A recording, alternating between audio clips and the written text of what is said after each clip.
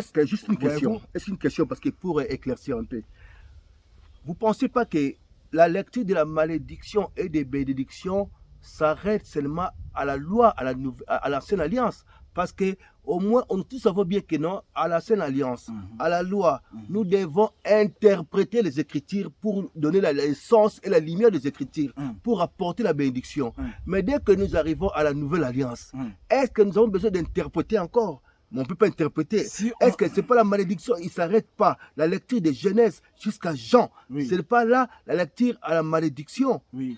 Ah, d'accord. Si vous posez la question de savoir si on doit seulement interpréter l'ancienne alliance ou on doit aussi interpréter la nouvelle alliance, c'est ça? Ah, ok. En tout cas, l'ancienne alliance, en tout cas, il faut qu'on puisse l'interpréter. Ça, c'est clair. Voilà, on puisse l'interpréter. Donc, c'est le Saint-Esprit qui interprète. C'est ça, oui. Voilà. Et la nouvelle alliance, il y a des choses que nous devons expliquer. Oui, parce qu'il y a des choses qui ne clair. sont pas claires. Si. Par exemple, quand Paul dit que dans Galates chapitre 4, verset 19, il dit « Mes enfants pour qui j'éprouve de nouveau les douleurs d'enfantement jusqu'à ce que Christ soit formé en vous. Okay. » Alors que Paul, ce n'était pas une femme. Paul, c'est un homme. Comment est-ce qu'il connaît les douleurs d'enfantement? Voyez-vous? Donc, ce sont des choses qu'on doit expliquer. Quand Paul disait ça, c'était l'Esprit de Christ qui criait en Paul. Voyez-vous? C'est lui qui parlait en Paul. Donc, nous sommes en train de dire ici que lire ici, c'est prêcher. Voyez-vous? Donc, la lecture de la malédiction et des bénédictions, c'est ça que Josué doit faire aujourd'hui afin que le peuple puisse craindre Dieu. Et nous sommes en train de dire que un prédicateur ne peut pas te donner comme ça la lecture de la malédiction parce qu'il te communique la mort. Par l'exemple que nous avons pris, il te dit que tu peux être lié parce que Dieu punit la faute de père sur les enfants jusqu'à 3 à 4e génération, bien-aimés. Ça, c'est pas vrai. Ce n'est plus valable aujourd'hui. Parce que la malédiction que la 3e et la 4e génération devaient porter, frère, s'appelle Jésus-Christ. Pourquoi? Parce que Jésus-Christ, c'est lui qui a ces deux attributs-là. Il a l'attribut de la 3e génération et de la 4e génération. L'attribut de la 3e génération s'appelle Lévi, le sacrificateur, et l'attribut que Jésus a, l'attribut de 4e génération, c'est ça, Judas. Judas. Judas, le 4e fils de Jacob. Donc Jésus en lui, il est sacrificateur et roi. C'est lui le véritable Melchisedec. Parce que Melchisedec, frère, était roi et sacrificateur. Donc la malédiction qu'avait dit, et c'était une prophétie dans Exode chapitre 20, que Dieu punit la faute ou l'iniquité des pères, les enfants de 3 à 4e génération, bien-aimés. Cette malédiction-là s'est accomplie en tout cas dans notre Seigneur Jésus-Christ, frère, parce que Romains chapitre 10, verset 4 nous dit que Christ est la fin de la malédiction et la fin de la loi pour la justification de ceux qui croient. Attention. Donc, pour être justifié, il faut que tu crois que Jésus-Christ est la fin de la malédiction. Et quand je dis la malédiction, c'est-à-dire la loi. Donc voilà, il y en a des gens, ils ne croient même pas que Jésus-Christ est la fin de la loi. Voilà, c'est normal que tu sois dans la malédiction. Parce que Romains chapitre 10, verset 4 nous dit que Christ est l'accomplissement et la fin de la loi pour la justification de ceux qui croient. Donc tout se réside au niveau de la foi. Voilà donc la malédiction que Dieu devait déverser des 3 4e générations, ce n'est pas toi, bien-aimé. C'était une prophétie qui devait s'accomplir en Jésus parce que Jésus englobe 3 et 4e génération, c'est-à-dire Jésus est Lévi et Judas. Jésus est sacrificateur et roi parce que c'est lui le véritable Melchisedec. Donc c'est ça, bien-aimé. On ne doit pas seulement te prêcher la lecture des malédictions, mais on doit aussi te prêcher la lecture des bénédictions. Raison pour laquelle, lorsque dans Exode chapitre 24, Moïse a reçu la loi, frère, Moïse avait versé les 100 frères sur le livre de la loi. Nous pouvons les prendre. C'est Hébreu maintenant qui nous éclaire. Hébreu chapitre 9, verset 19. Hébreu chapitre 9, verset 19. Dis-le au nom du Seigneur Jésus. Amen. Moïse, après avoir prononcé devant tout le peuple tous les commandements de la loi, prit le sang de veau et de bouc avec de l'eau, de la laine écarlate, et de l'hysope, et il fit l'aspersion sur le livre lui-même et sur tout le peuple en disant, ceci est le sang de l'alliance que Dieu a ordonné pour vous. Amen. Donc Amen. nous avons même vu ça dans l'ombre. Lorsque Moïse a eu la loi, frère, il devait verser le sang. Il devait verser le sang sur le livre de la loi. Pourquoi verser le sang? Parce que la vie se trouve dans le sang. Seule la loi ne peut pas donner la vie. Mais on doit ajouter le sang. Voyez-vous? Donc voilà pourquoi Jésus-Christ disait que c'est lui. Si vous ne mangez pas mon corps et vous ne buvez pas mon sang, vous n'hériterez pas le royaume des cieux. Voilà. Donc, parce que pourquoi? Le corps, c'est ça en fait le pain. Voyez-vous? Le corps, c'est la lecture des malédictions. Et le sang maintenant, c'est la lecture des bénédictions. Seul le corps ne suffit pas, bien aimé. Seule la loi ne suffit pas. Voilà pourquoi Moïse a aspergé, bien aimé, a fait l'aspersion du sang sur le livre de la loi afin que ça puisse donner la vie au peuple. Que le Seigneur vous aide, bien aimé, à nous saisir ce que nous sommes en train de dire ici. Donc Moïse a aspergé le sang sur le livre de la loi. Parce que la loi ne pouvait pas sauver. C'était l'ombre des choses à venir, voyez-vous. Donc, il a mis le sang pour expliquer que la vie se trouve dans le sang, bien-aimé. Donc, nous sommes en train d'expliquer ici la lecture des malédictions et des bénédictions que Josué avait fait. Et nous démontrons que, bien-aimé, que cette lecture-là, ça doit se faire dans ton église, là où tu pars. Donc, il faut vérifier, bien-aimé, si réellement dans ton église, il y a cette lecture-là, c'est-à-dire la lecture des malédictions et des bénédictions. Parce que, frère, nous pouvons aussi les voir parmi les deux grands deuils dans la Bible. Parce qu'il faut savoir, il y a deux grands deuils dans la Bible, bien-aimés. Quand nous parlons ici des deux grands deuils, c'est-à-dire le deuil de deux prophètes majeurs dans la Bible. Le deuil du prophète Moïse et le deuil de notre Seigneur Jésus-Christ. Mais vous allez constater une chose.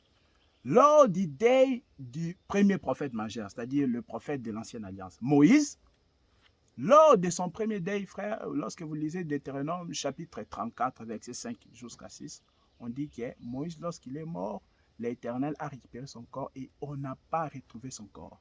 Israël, frère, n'a pas retrouvé le corps de Moïse, frère.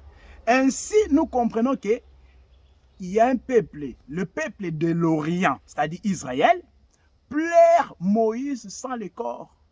Donc, il y a deux grands deuils dans la Bible. Il y a le deuil de Moïse où Israël, le peuple, pleure sans le corps. Il y a aussi le deuil de notre Seigneur Jésus-Christ où le peuple de l'Occident, c'est-à-dire Israël, pleure avec le corps. Parce qu'il faut savoir que nous participons à un deuil qui a le corps. Amen. Conformément qu'il est écrit dans Matthieu chapitre 24, verset 28, où sera les cadavres, là s'assembleront les aigles. Les aigles se rassemblent pour pleurer les cadavres, frère, voyez-vous, parce qu'il y a les cadavres là. Mais Israël, lorsqu'il fait le deuil de Moïse, il n'y a pas les cadavres. Il n'y a pas le corps. Le corps ici, c'est les cadavres. Israël pleure Moïse sans les cadavres, sans son corps. Voilà, donc par là nous comprenons qu'il y a deux sortes de cultes qui se passent sur cette terre. C'est-à-dire, il y a le culte de Moïse et le culte de Jésus.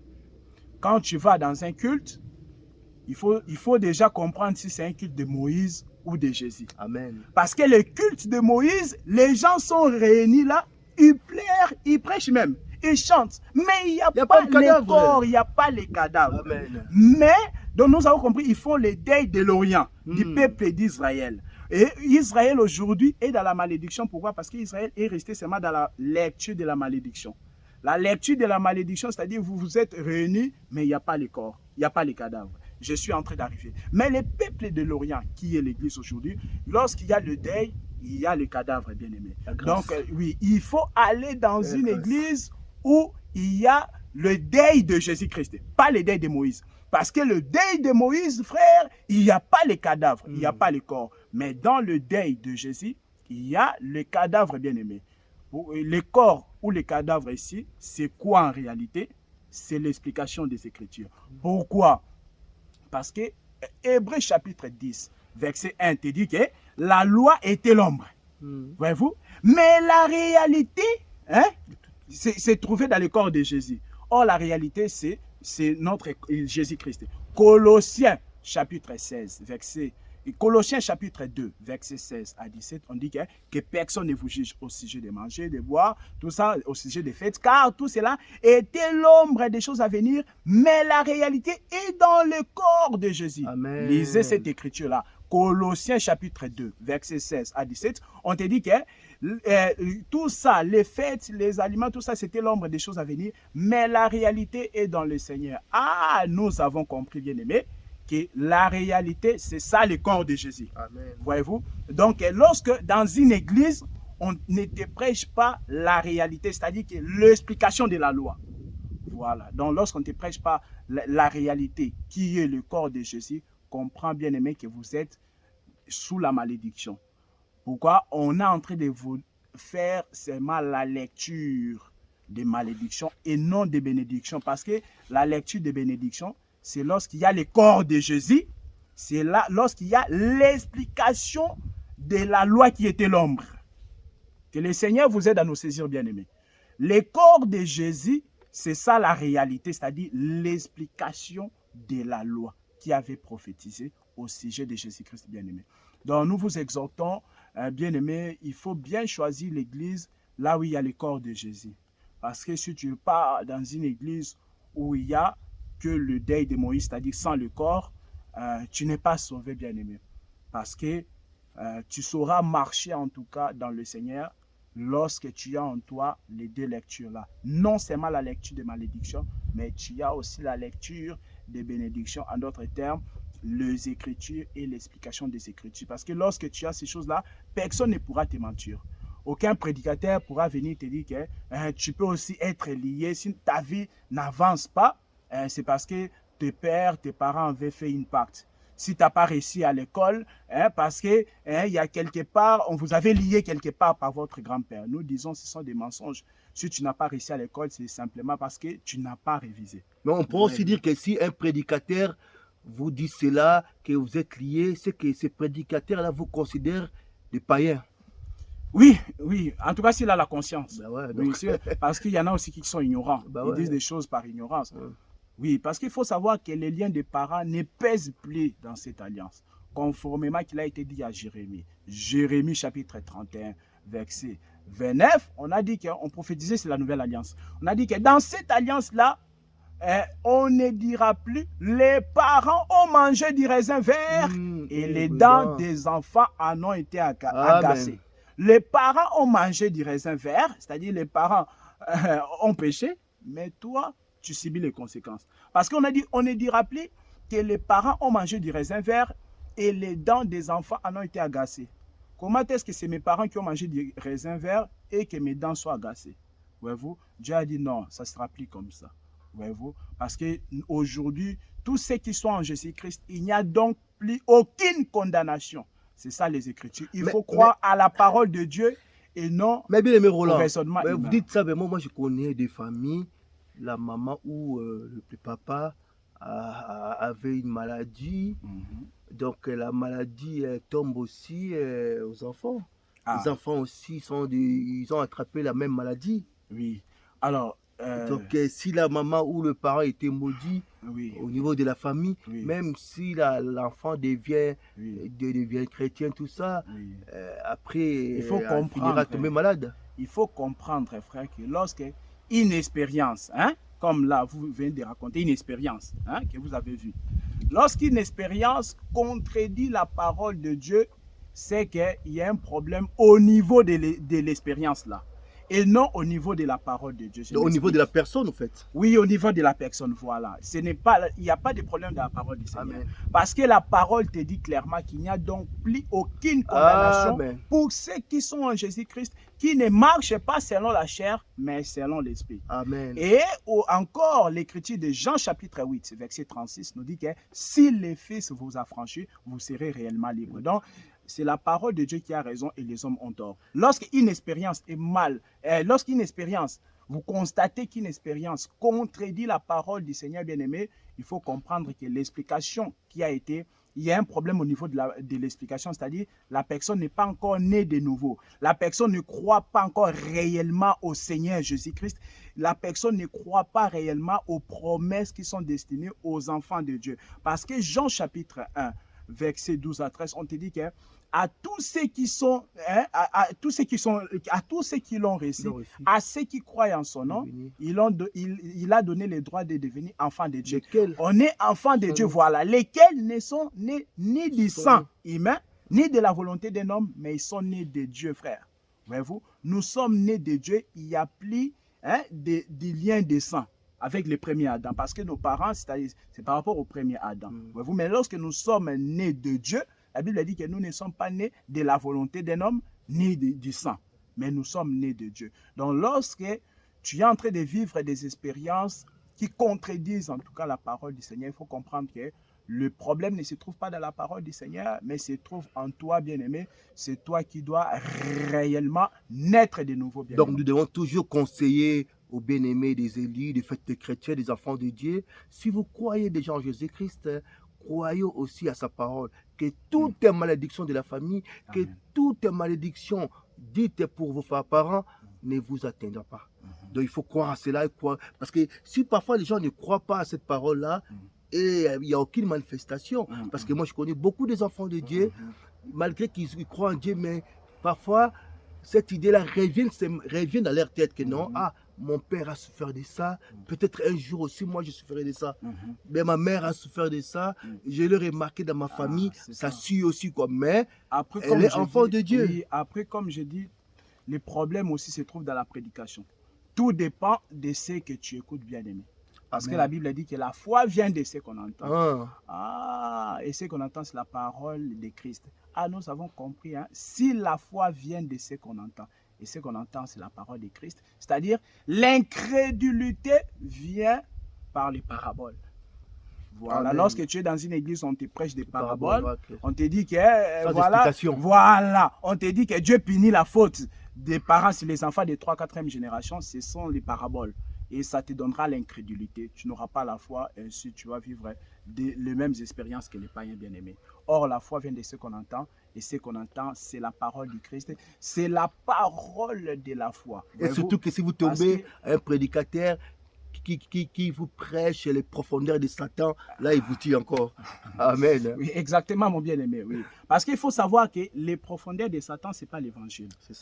Les paraboles deviennent l'évangile lorsqu'on l'explique en Jésus-Christ. Même les paraboles là, ce n'est pas l'évangile. C'est ça. Oui, parce que l'évangile, c'est quoi? C'est la loi, les prophètes, les psaumes, mais on l'explique en Jésus-Christ. Amen. C'est ça l'évangile, frère. Parce que Romains chapitre 1, verset 4 nous dit que l'évangile concerne Jésus-Christ. Voyez-vous, l'évangile concerne Jésus. Or, l'évangile se trouve dans la Bible. Amen. La loi, les prophètes et les psaumes, mais il faut l'expliquer en Jésus. C'est en ce moment-là, il y a l'évangile, c'est-à-dire la bonne nouvelle.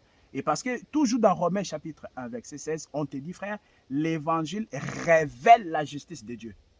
La justice de Dieu, c'est quoi? C'est de ce qu'il s'est fait chair pour, en tout cas, verser son sang. Parce que lui-même qui avait donné la loi pour faire la justice, il a accepté de prendre le corps pour accomplir cette loi-là.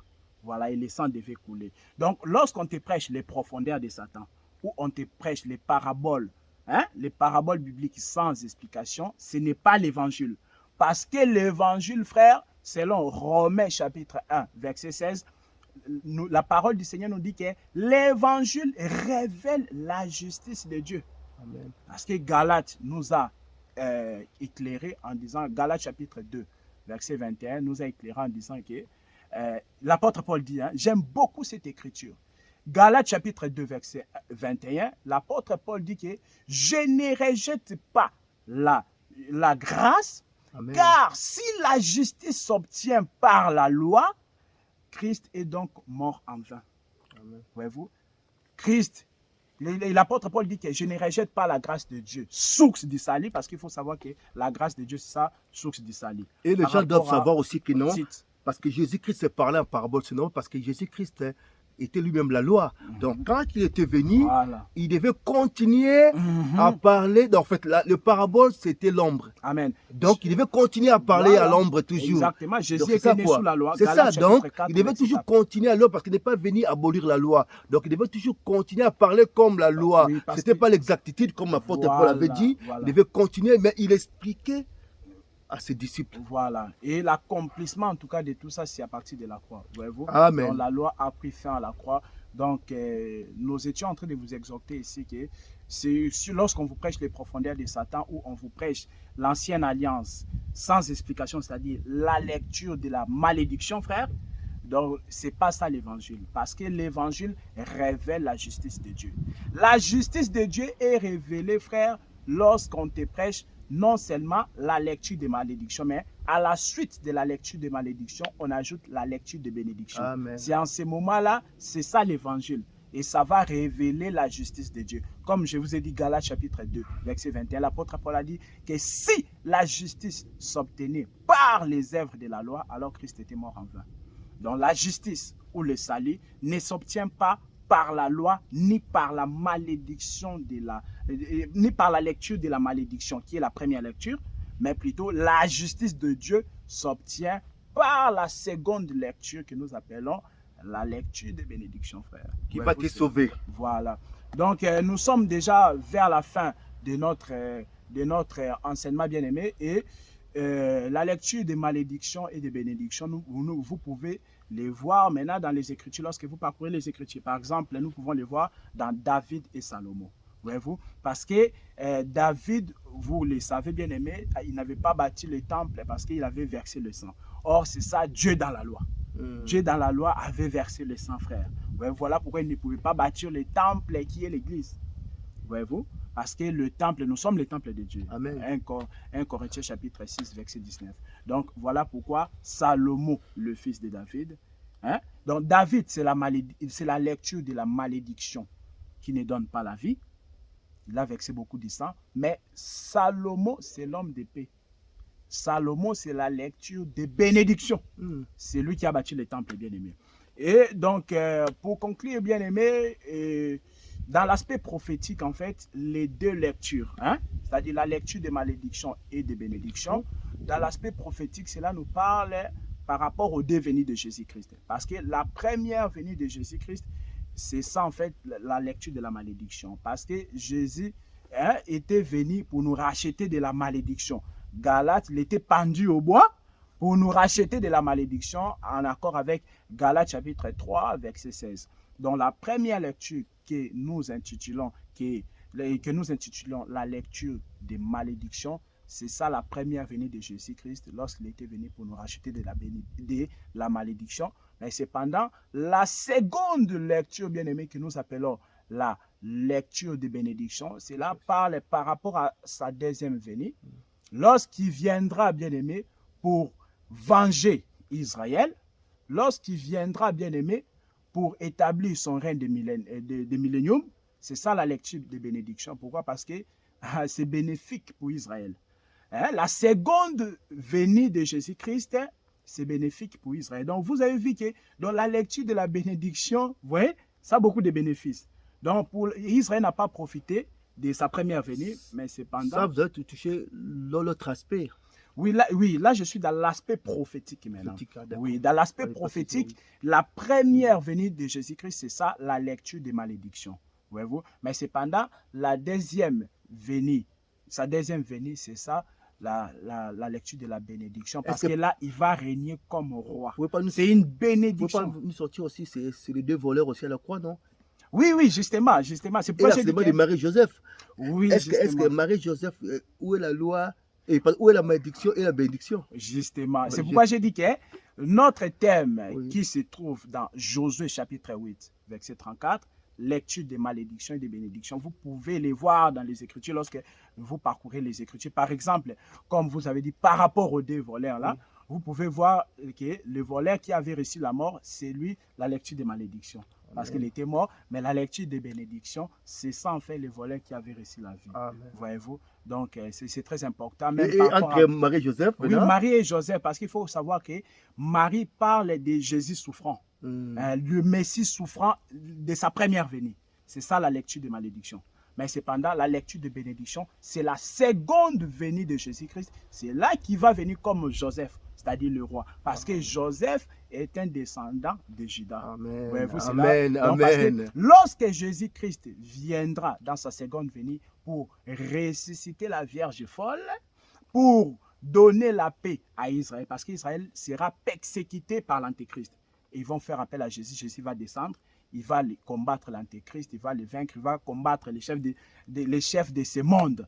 Parce que 1 Corinthiens, chapitre 2, verset 6, nous dit que la sagesse que nous prêchons n'est pas de ce siècle, ni des chefs de ce siècle qui seront anéantis.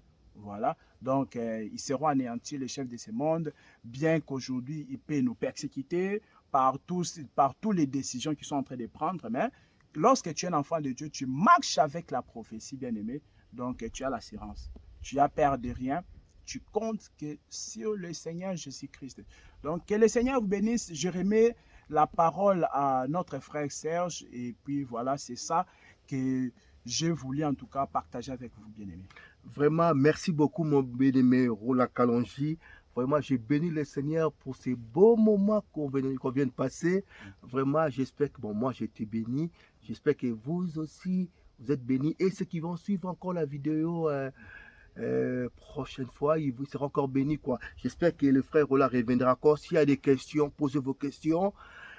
Par la grâce de Dieu, on trouvera un temps avec le frère Roland pour continuer à encore répondre à vos questions. Parce que vraiment, c'est un enseignement très profond.